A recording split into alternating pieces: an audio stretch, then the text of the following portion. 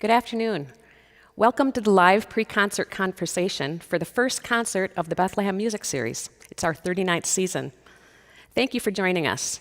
We're grateful that despite the current situation, we can bring you this very special event today. I'm Roxy Seidel. I'm a member of the Bethlehem Music Series Board of Directors, and I'm also a flute player with the Minnesota Symphonic Winds, our featured ensemble today. I'm joined here in the beautiful sanctuary of Bethlehem Lutheran Church in South Minneapolis by my husband, Jeff, who plays trumpet in the band, and Dr. Timothy Marr, director of the Minnesota Symphonic Winds, as well as professor of music at St. Olaf College and conductor of the renowned St. Olaf Band. Welcome, Dr. Marr. Thank you very much. And now I'm probably going to call you Tim because we're friends as well as fellow musicians. We go back a ways. Yes. Longer than you think. Tim, for those watching this who aren't familiar with the Minnesota Symphonic Winds, maybe give us a brief history of the band and your role as conductor. Well, the history of the band would go back into the late 70s when Miles Johnson decided that there was a need to have some music making for the St. Olaf alums from the band. And they filled in the holes with people from across the metro area, and it just became a vibrant ensemble, traveling abroad, giving concerts all across the entire metro area. And for 20 years, he led that ensemble. And during his last year, I sort of co-directed with him. And that's personally one of my best memories of Miles Johnson, because I would pick him up at his house and drive him up here, and we did that all year. Every Wednesday night. Yep, and the conversations that we had in the car on the way up and the way down, priceless. Absolutely. And then I've been with the ensemble ever since. So it's a fantastic opportunity for the members of the ensemble to get together and make music. And I think that's one of the things that we're all struggling with right now, is because we're missing that. Mm-hmm.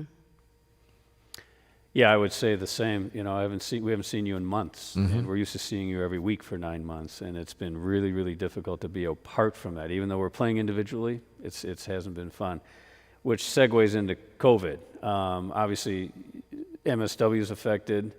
Minnesota Symphonics, we call it MSW. Maybe talk about that a little bit, but also kind of what's going down at St. There's a lot of St. Olaf alum that are Sure. here, or bandies too, who just, how are you doing this down at St. Olaf? Is it working, and what are you doing down there to be able to do this? Well, it is working. It was an incredibly challenging summer. Yeah, a lot of research sponsored by a huge collection of music organizations from the educational field and from industry. Everybody has a vested interest in people being able to get together and make music. They understand that it's just a real important part of who we are as human beings.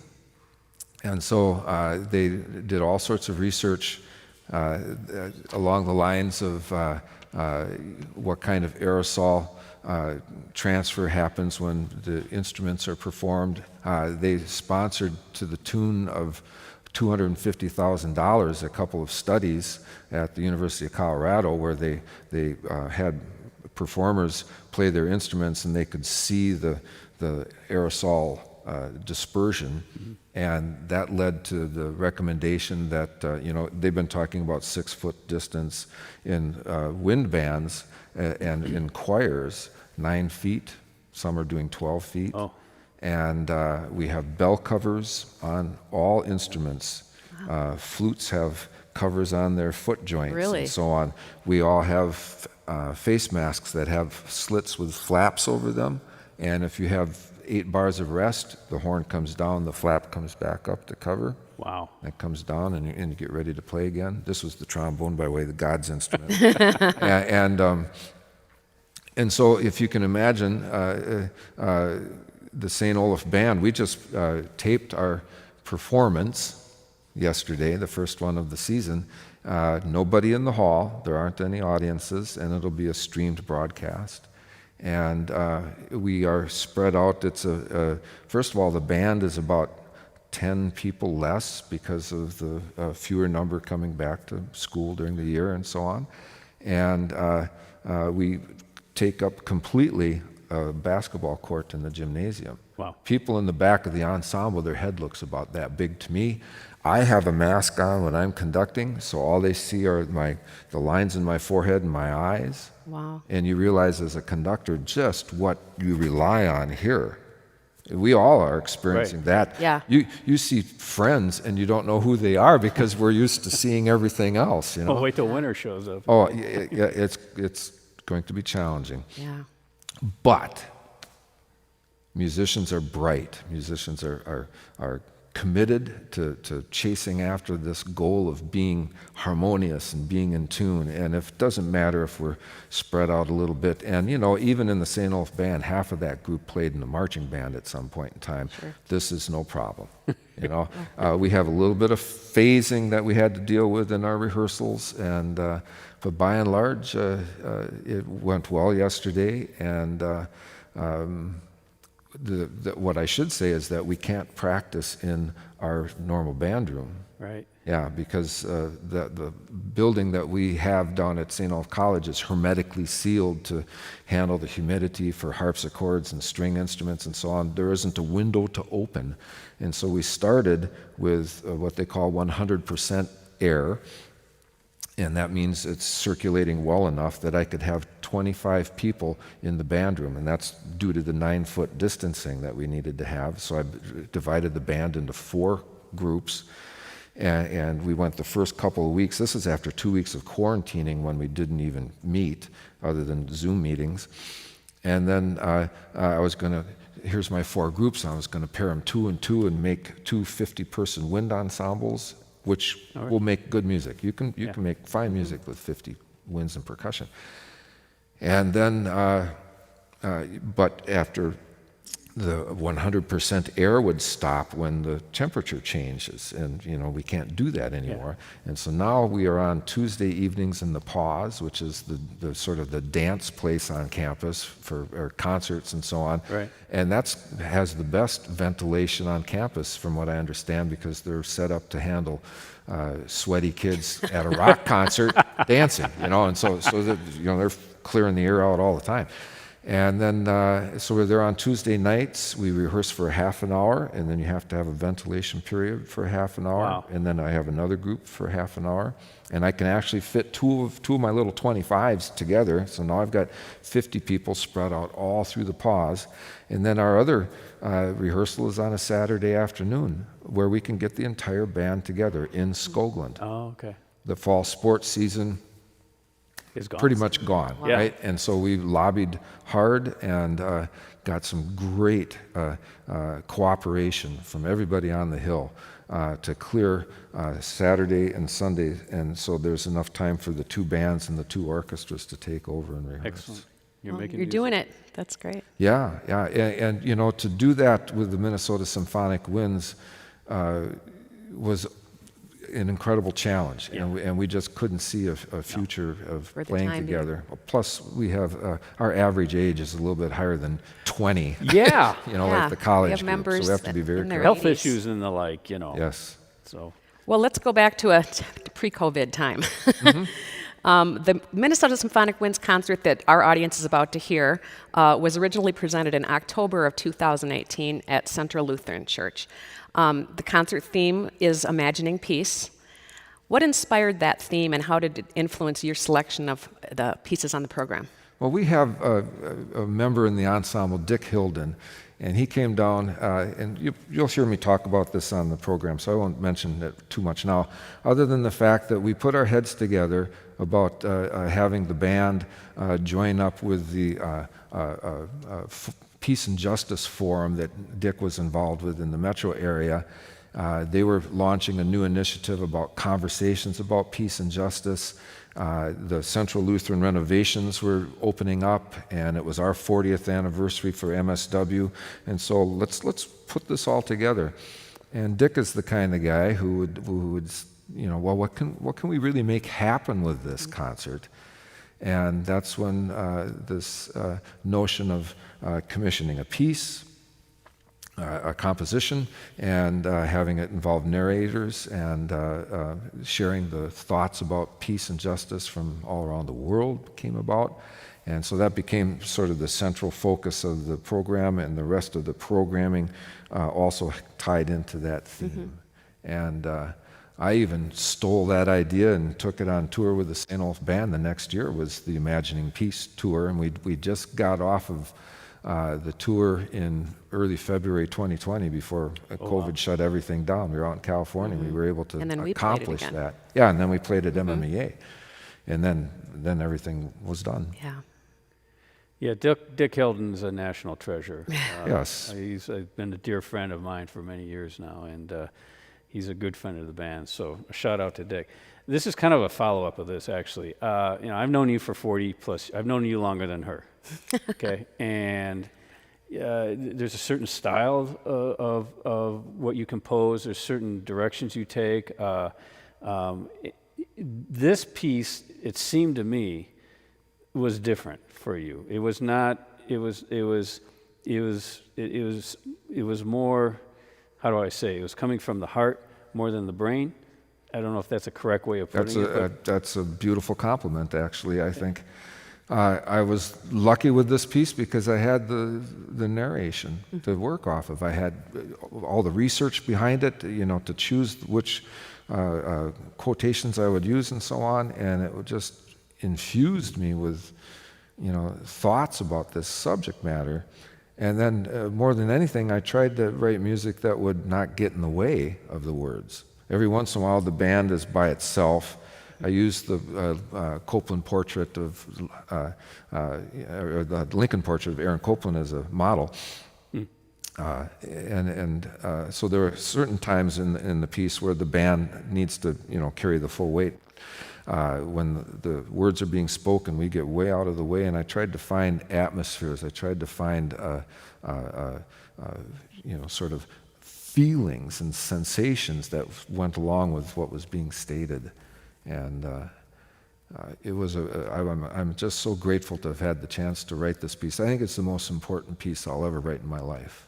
I would say the same. I played the piece in concert at Central Lutheran, and then at MMEA I was in the audience. And huge different perspective. Being in the audience was an amazing thing for me because it really hit home what you're doing with both the music and the words. So I think it's a great thing. So I'm glad that it was accomplished before things shut down. Yeah. I talked to a bunch of my composer colleagues in this age of COVID, and we all just sort of stopped writing for a while. It was hard to be creative. It was hard to be positive about the future of large ensemble music making. It just sort of shut creativity down. And lately I'm writing again, and it feels fantastic. I think, with our MSW members, you can turn back to your instruments even in your house and keep music a part of your life. Yep. You see all sorts of memes going around where people say something to the effect that I hope you realize just how important the arts are now because we've all been leaning on them during these times. Absolutely. My wife Jill has been practicing flute 2-3 hours a day. She's just had the time to get back to her instrument, and it's saved her soul, basically. Yep. Me too. Same. Yeah. And for me, it's sitting down at a piano and just improvising and getting back to writing some music again. And it feels great. I have 2 pieces that were to be premiered, and one was for the United States Air Force Band, and one was for the National Honor Band for down in Indianapolis for Music for All, and both of them were thwarted by this. So I've got 2 pieces I really want to hear that missed their chance to be premiered. We'll do that. We'll get to them sometime. I just had one more question about Imagining Peace. So I remember we rehearsed it because it was tricky. The parts were tricky. And then we brought the speakers in. And how did you go about? I remember that was that was tricky. It was a collaboration, and these were 2 friends, lifelong friends of, well, not lifelong probably, with Dick Hilden, because he's a really old man. Sorry, Dick. But a youthful. Youthful, yes. Yes, he's a very young old man. Could all be so lucky. The Dr. Reverend Chris Belfi and Reverend Rob Lubin joined us. And I originally wrote it not thinking there would be two, and then in the initial conception. And then these two people came forward through Dick, and it ended up being a really handy way to make the piece come around. We looked over the various quotations, and they started to engender them with life, as they grew comfortable with them. We worked on the balances, we worked on timing, and it was, I couldn't be prouder of MSW. I think you're about to hear this ensemble play at their peak. This was an amazing performance, and that piece in particular never went that well in rehearsal. Yeah. And when it was like all of a sudden, people who rush in on Wednesday nights from all over the metro area with life filling their head were able to just sort of get rid of that for a while and focus on this, creating this art. It's just such a wonderful thing to think about, not just with this piece, but with any kind of art. It never used to exist, and then people come together to make it come alive, and it expresses things. It's an amazing thing. And we all were incredibly focused that night, or that afternoon, pardon me. And it was, it couldn't have gone any better.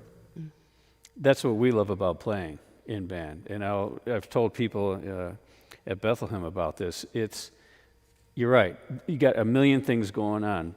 20, 30 years ago, we had kids, and you get the mayhem and all this stuff, and you get the band, and for 2 hours, you can just push it away and go back to a simpler time when you're just playing music, you know, and performing is the peak of that, and I think as we've matured, we're like a good wine. I mean, we've just gotten more mature. Our sound is more mature, and it's a lot more fun to get in concert, and which is a segue to me toward, we're getting on, right? And at some point, we're not going to be able to play in MSW.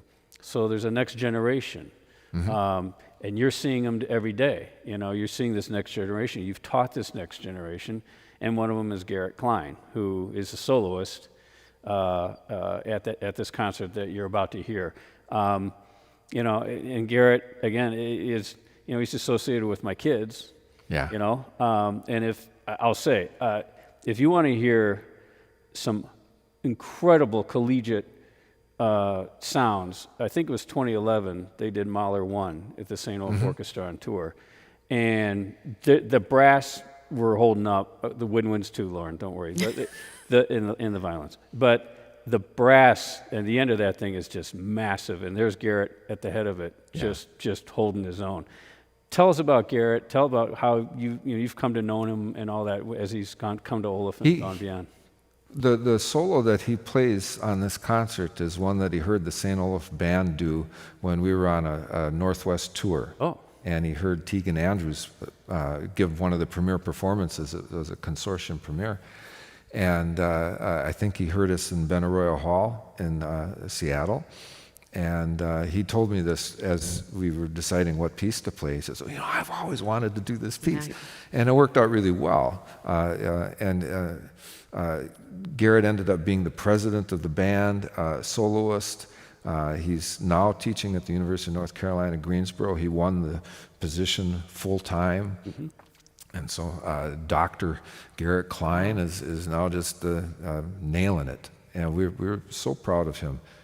And he, when he was going for his job down there, he shared his performance with MSW, by the way. Oh, really? Yeah. Oh. This was part of his package. It was his performance with us. So I think he's maybe watching. Good to have you with us, Garrett. Hi, Garrett.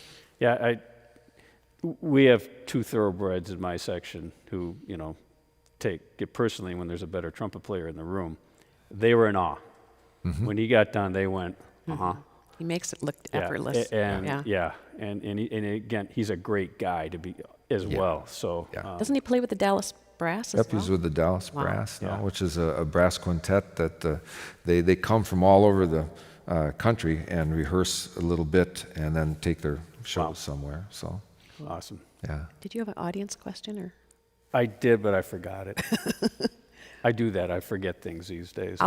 I just have, so during COVID, so you said things kind of stopped in February. So how does a conductor keep it fresh when you don't have your groups? I mean, you didn't for months, right?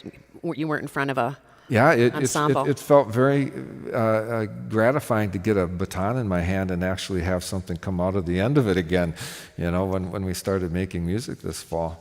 Yeah. It's the kind of thing where I've been doing a lot of listening. I have, everybody has sort of more time. We're not commuting so much and so on. And I've been finding new repertoire and studying scores and just trying to keep myself fed with the things that help me be the best musician I can be. Cool. We have a question from the audience. The question that came is factors you consider when playing a concert. I'm not sure if that's, I'll ask this question, maybe this is the way it is in programming a concert. What are the things you're considering when you fashion a concert for Minnesota Symphonic? Yeah, this one had a specific theme, and so the selection of the repertoire, Peacemaker March, for example, that Paul Kyle suggested, fit right in. Sheltering Sky of John Mackey, the whole singer, little hymn that we do. All of these pieces just sort of made some sense to be included on this program. Other programs are just, here's our fall concert or whatever, and they're a little bit more eclectic. The thinking for me is always sort of like putting out a decent meal, a multi-course meal. There's appetizers, there's main courses, there's palate cleansers, there's desserts, and so on. And if you can find a meaningful flow of idea and texture and changing of keys so they're not all in the same tonality as you go from one to the next. That's what most junior high and high school band concerts sound sort of the same all the time. It's the great gray sound of the American band because everything's in B flat or E flat or F, and so finding a little bit more variety that way. I'm trying to find a couple of pieces that are going to really push the ensemble, a couple that are almost too easy for the ensemble so that we just don't deal with notes and rhythms and we can really go after the music right away.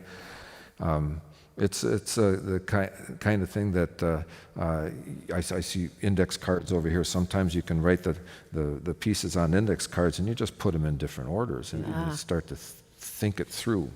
It's one thing that some colleagues don't spend enough time on, to be honest with you. They'll put up a bunch of music, but the flow doesn't work so well. Yeah. And that's important. I learned from a master, my You're very good predecessor at it. here, Miles Johnson. Yeah. I would add, though, that there are great conductors and there are great composers. You happen to be great at both. And I'm not looking for anything other than to be able to say that to you because very few people can do that. Very few people can do that. Yeah. So that's fantastic. Well, we have some acknowledgments. You want I get to acknowledge it. Yes. Be on you. And I'll try to do it in order. We have a new sound person at Bethlehem, Dan Mariska, and Dave Mitchell and Dan have been doing this, and a huge shout out to them for not only this, but also for the weekly Bethlehem church services. Yeoman's work, you've done an amazing job, so thank you very much. Mark Kiefer at Central Lutheran Church. We want to thank them for hosting us and for being able to put on this concert. Maria Buca, artistic director, awesome. You are a treasure to all of us at church and on the music series board. And Tim Johnson, we have to give a shout out to Tim because he took our concert and did the editing for what you'll see today. And there were some significant things like one of the songs got cut off halfway through. So you got to work with stuff like that. Tim did an amazing job, and we want to thank him very much for doing that for us. So if I've and my dear wife of 40 years. Smart move. Yeah, no kidding. Yeah, we both got better deals there than we deserved, didn't we? So Keep it to the music. it's hard because we are very, very close friends, and we see each other all the time. So it's hard to be a little more. We miss formal seeing here, you more often. and we really miss seeing Yeah. you. So Yeah, likewise. we'll have to Yeah, go out thanks. and tip one someday. So do you have? Well, something you- thanks for being here today. To you, Tim. Thank you as well. I would Enlightening. just say, well done. 39th season with a music series with a church. Fantastic. Yeah. Bye, Maria. Founded Yep. by Maria. And we've enjoyed the times that we've been here in the past, and we hope to be here again. Thank you so much. Well, thanks everyone for joining us today, and we hope you enjoy the Minnesota Symphonic Winds Imagining Peace concert.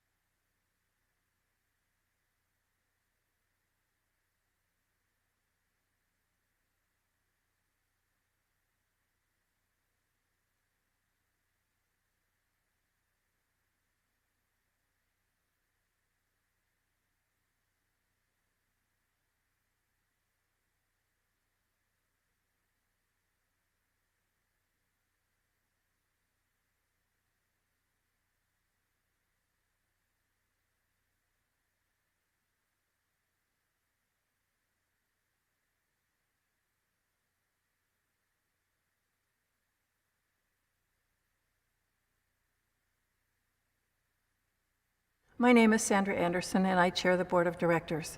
We're so happy to have you with us today. We are delighted to bring you the Minnesota Symphonic Winds. This concert was recorded in concert at Central Lutheran Church in 2018. Given the events of the past few months, it would have been very easy for us to just cancel the season. But we decided that now more than ever, we really need music. We are supported entirely by contributions from our friends and our free will offering. There will be no free will offering today. However, there will be opportunities for you to give that you'll see on your screen. So please, if you're able to give, please give generously. Now, sit back, enjoy the Minnesota Symphonic Winds under the direction of Dr. Timothy Marr. Now more than ever, the show must go on.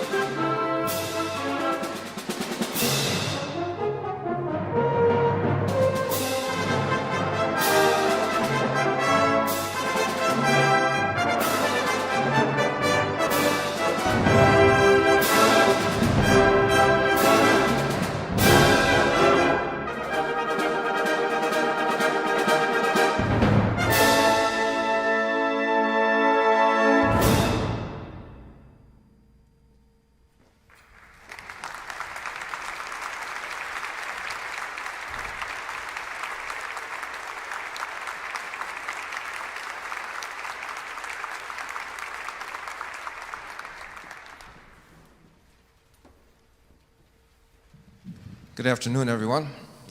We're going to move on now with a work by Julie Giroux. She's a fantastic composer with a lot of film and screen credits. If you watch the Academy Awards, a lot of those orchestral sound clips of the different movies are orchestrated by her. She operates at that level, but she also turns her attention to writing a lot of great music for the band in particular. She loves the bands. And this is a recent work called The Hymn for the Innocent that I think helps us begin a reflection this afternoon, perhaps, on who it is that we're making this music for.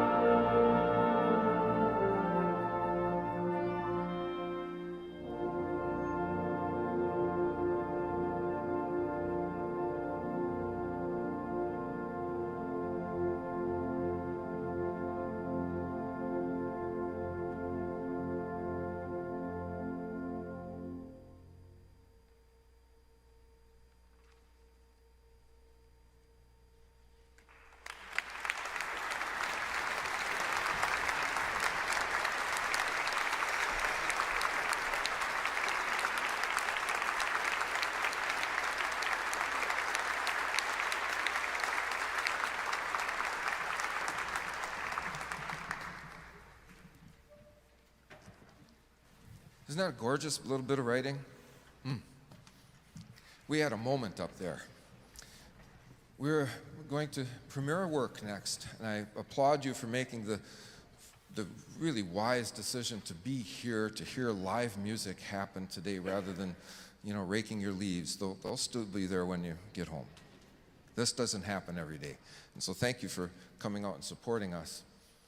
This work started with Dick and I talking about a piece that might fit this occasion, and I had just been involved with writing a piece for narrator and band for a group out in Maine that was based on the writings and the speeches of Martin Luther King Jr., and it was premiered on the 50th anniversary of his assassination.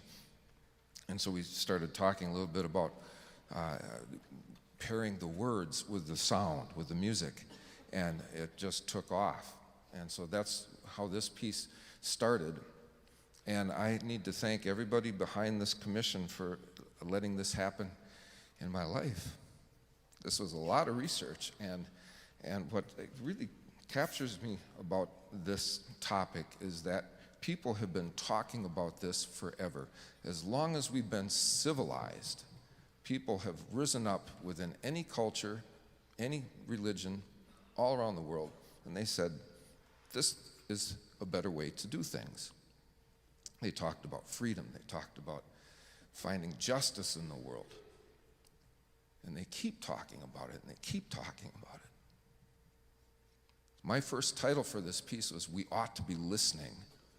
It just struck me that this echoed, reverberant message keeps coming at us, and we ought to be listening. Joan Hilden had a dream that the title should be Imagining Peace, so I switched it right away. And it's a good title. And so what we're going to do is supply some music, some background, some support for the different kinds of sentiments that are expressed. We're going to start with ancient voices coming up through the ages until present-day voices. You'll hear the voices of 17-year-old young women that have been in the news in the last year.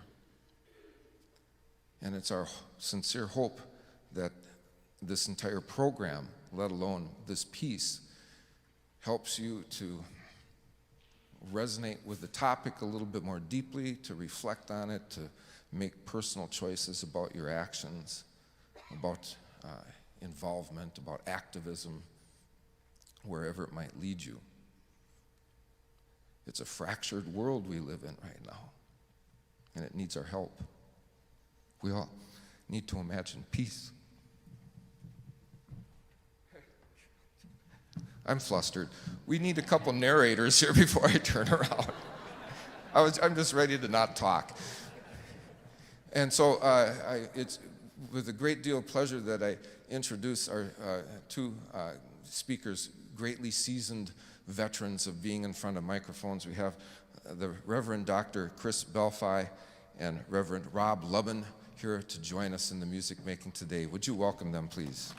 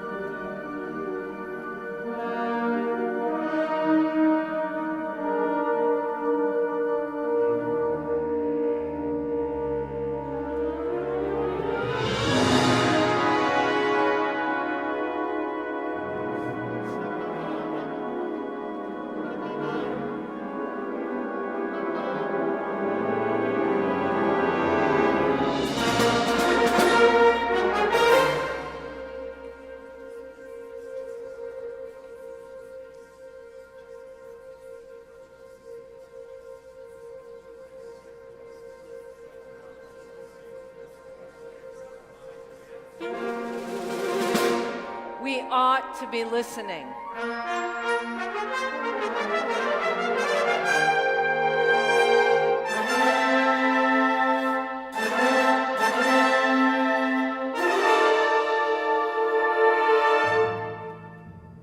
Throughout time and around the world, wise and aware people emerged bravely from among their peers to become singular voices crying in the wilderness. Vox clamantis in deserto, imploring all who might seek the ways of peace with justice.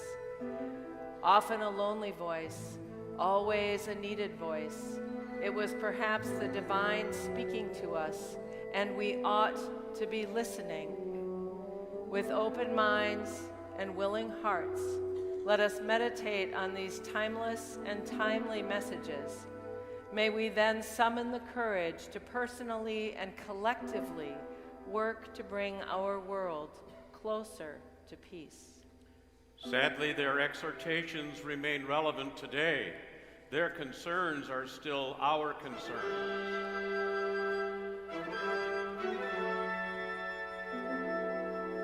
Imagine our most ancient voices beginning this eternal cry for peace and justice, repeated throughout time, daily, hourly, this very minute. These noble concepts have been expressed in so many ways, as if we need to hear these messages from all sides and every angle, in hopes of perceiving the incredible blessing they would be and realizing their potential. Listen to old thoughts, voiced many years ago, that all share a simple vision of a world becalmed with inner peace and universal justice. Sufi writings share this story. Past the seeker as he prayed came the crippled and the beggar and the beaten. And seeing them he cried, "Great God, how is it that such a loving creator can see such things and yet do nothing about them?" God said, "I did do something. I made you." A Chinese proverb teaches, if there is light in the soul, there will be beauty in the person. If there is beauty in the person, there will be harmony in the house. If there is harmony in the house, there will be order in the nation. If there is order in the nation, there will be peace in the world. Buddha taught his followers to resolutely train yourself to attain peace. A biblical proverb instructs, defend the rights of the poor and needy.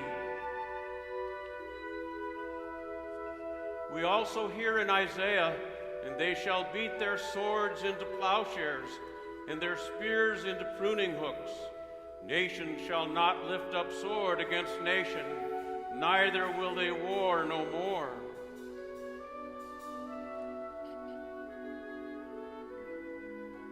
The Roman playwright Plautus noted that the statement, "he means well," is useless unless he does well. Reformationist Martin Luther declared, "Hell is paved with good intentions."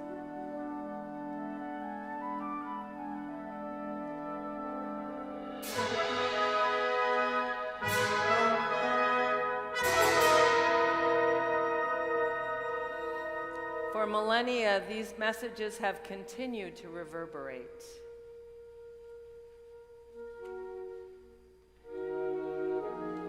13th century Persian poet Rumi wrote, "Yesterday I was clever, so I wanted to change the world. Today I am wise, so I am changing myself." Chief Crazy Horse of the Ogallala Sioux Nation prophesied, "I see a time of 7 generations when all colors of mankind will gather under the sacred tree of life, and the whole earth will become one circle again. I salute the light within your eyes," he also said, "for where the whole universe dwells, for when you are at peace and center within you, and I am that place within me, we shall be one." Bengali poet Rabindranath Tagore wrote, "He only has freedom who ideally loves freedom himself and is glad to extend it to others. He who cares to have slaves must chain himself to them." He who builds walls to create exclusion for others builds walls across his own freedom.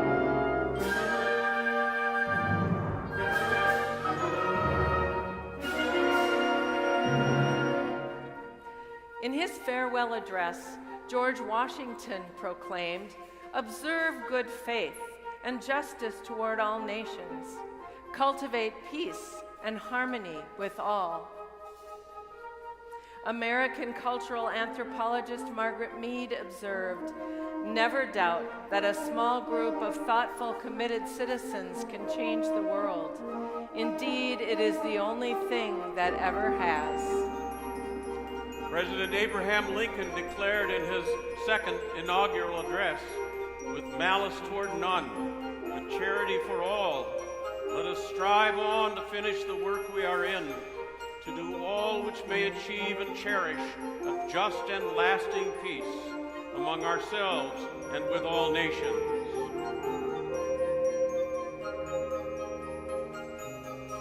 Humanitarian and lecturer Eleanor Roosevelt noted, "The trouble is that not enough people have come together with the firm determination to live the things which they say they believe. Freedom makes a huge requirement of every human being. With freedom comes responsibility. Democracy cannot be static. Whatever is static is dead." Mother Teresa shared simply that a smile is the beginning of peace.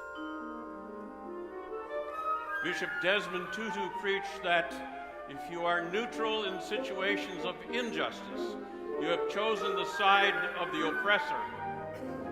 If an elephant has its foot on the tail of a mouse, and you say that you are neutral, the mouse will not appreciate your neutrality. African-American educator Booker T. Washington declaimed, "I will permit no man to narrow and degrade my soul by making me hate him." Mahatma Gandhi once said, "Peace is not only the absence of violence, it is the presence of justice."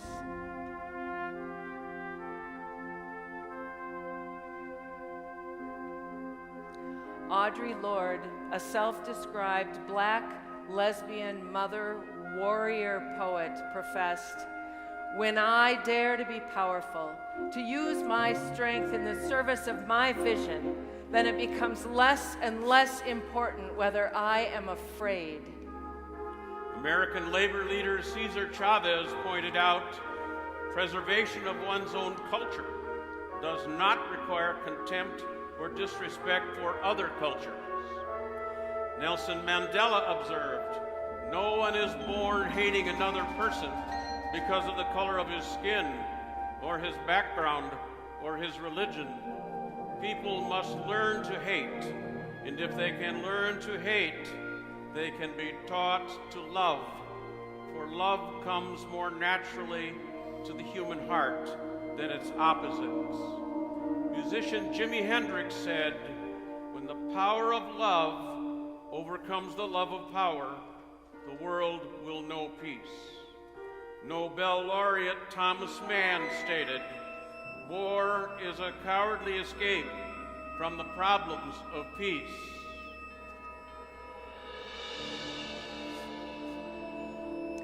Let us also be aware of the clarion call of our youngest generation, now issuing forth with urgency, strength, and directness. Malala Yousafzai started her drive for female education in Pakistan at the age of 11 and was shot in the face by the Taliban because of her activism. At the age of 17, the youngest Nobel Peace Prize laureate ever, she wrote, "If you want to end the war, then instead of sending guns, send books. Instead of sending tanks, send pens. Instead of sending soldiers, send teachers. Emma Gonzalez, an innocent young woman from Parkland, Florida, was a student at Stoneman Douglas High School during a tragic school shooting. Her life changed that day, and she was thrust into global consciousness at the age of 17 when she powerfully gave voice to her generation's frustrations. During a speech most likely heard around the world, she proclaimed a brutally honest response to the litany of reasons and excuses her generation has heard over and over again for a lack of effort and action. It became a rallying cry. We call BS.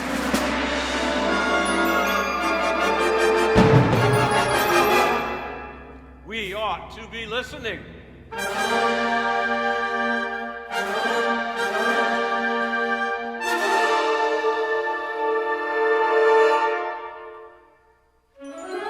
Activist Gloria Steinem noted that social justice movements come out of people sitting in small groups, telling their life stories, and discovering that other people have shared similar experiences.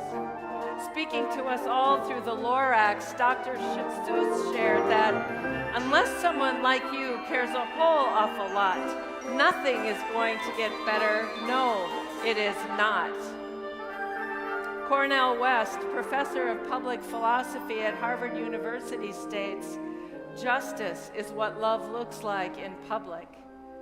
Eddie Hilsum, a Dutch author killed in the Auschwitz concentration camp, said, "Ultimately, we have just one moral duty, to reclaim large areas of peace in ourselves, more and more peace, and to reflect it towards others. And the more peace there is in us, the more peace there will also be in our troubled world." We ought to be listening. We ought to be imagining peace. Thomas Jefferson shared this distilled thought: the price of freedom is eternal vigilance. Holocaust survivor Elie Wiesel noted, "There are times when we are powerless to prevent injustice, but there must never be a time when we fail to protest." And finally, philosopher Ralph Waldo Emerson challenged each of us to always do what you are afraid to do. And his friend, Henry David Thoreau, offered this encouragement: "Go confidently in the direction of your dreams. Live the life you have imagined. Imagine peace." Imagine peace. Imagine peace.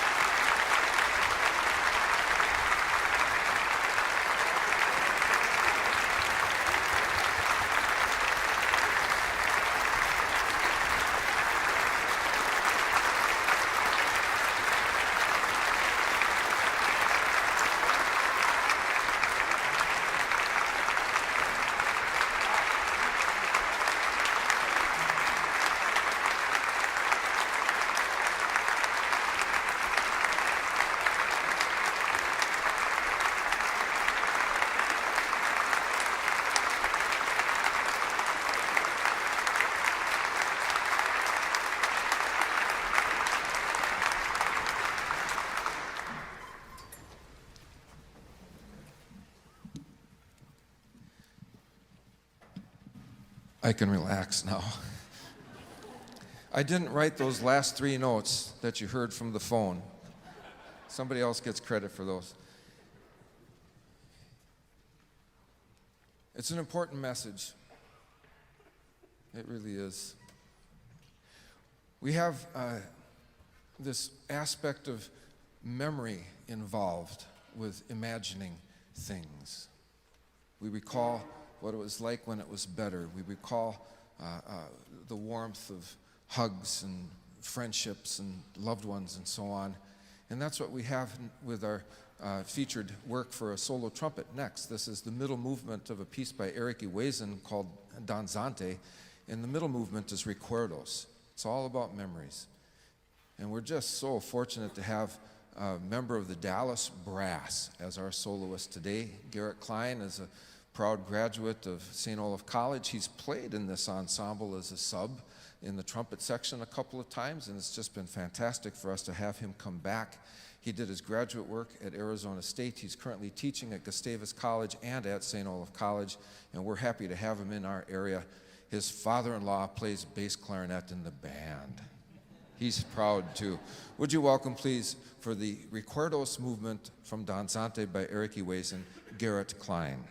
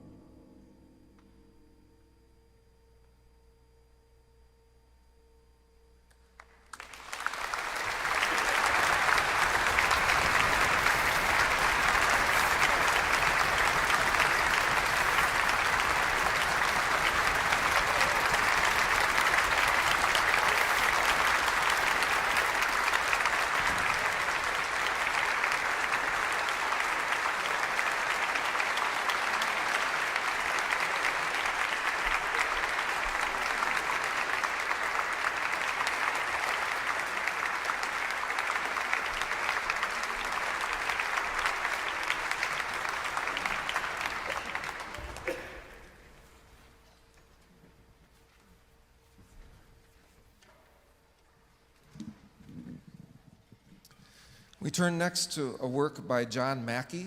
This is a composer who has launched himself into the musical scene in the last 15 or 20 years with great energy. Some of his music is the loudest that we have in our repertoire, but he also has this ability to create works that are just on the opposite side of the spectrum, very tender, and Sheltering Sky, the work that we're about to perform, is one of those.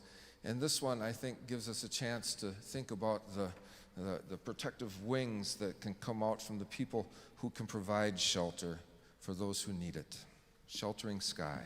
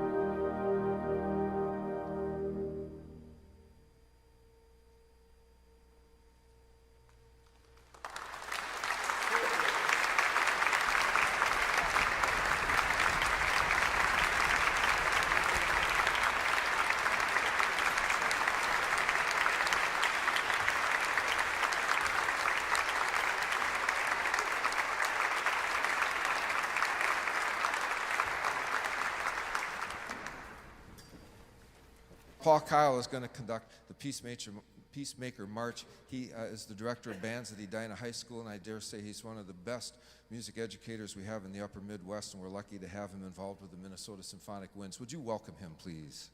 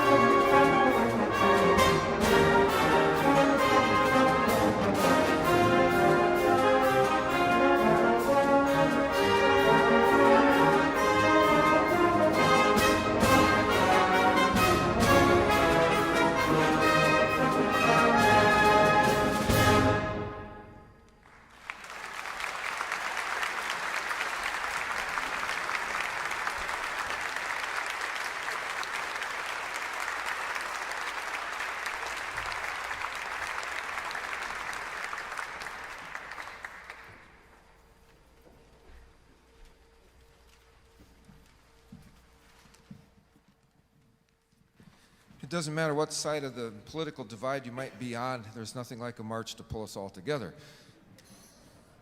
We are going to move on with a work that's based on the writings of St. Francis of Assisi, someone who was also quite involved with imagining peace in his time, in his way. This is a work by James Kurnow, and it's a popular work within the band repertoire. It's entitled Canticle of the Creatures, and you can see in your program note that there's a prologue and an epilogue and then a bunch of movements that are based on the writings of the canticle that he put together so many centuries ago.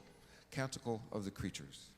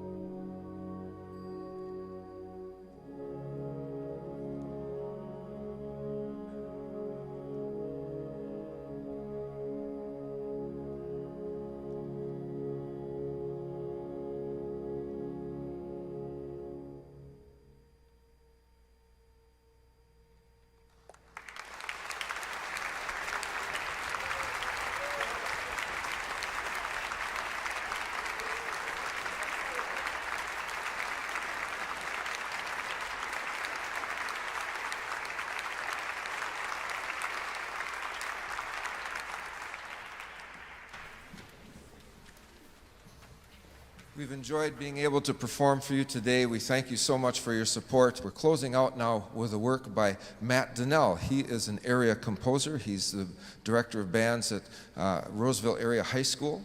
He's a top-notch leader in his profession. It's a great program up there. And he is turning at the tender age of upper 30s, whatever he is now, right? To composition, and we are glad that he is. He's writing some great works, and we thought we would end our program with a new piece of his entitled Eyes Turned Skyward. It has a hopefulness and an energy about it that hopefully will send us out into action.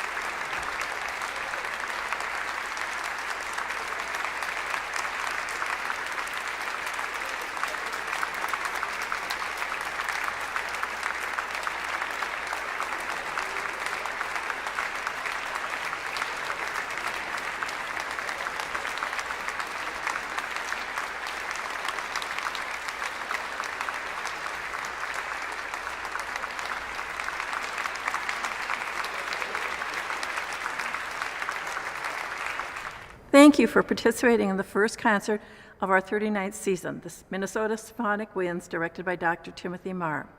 Our next concert will be the Minneapolis Guitar Quartet on November 15th at 4 p.m.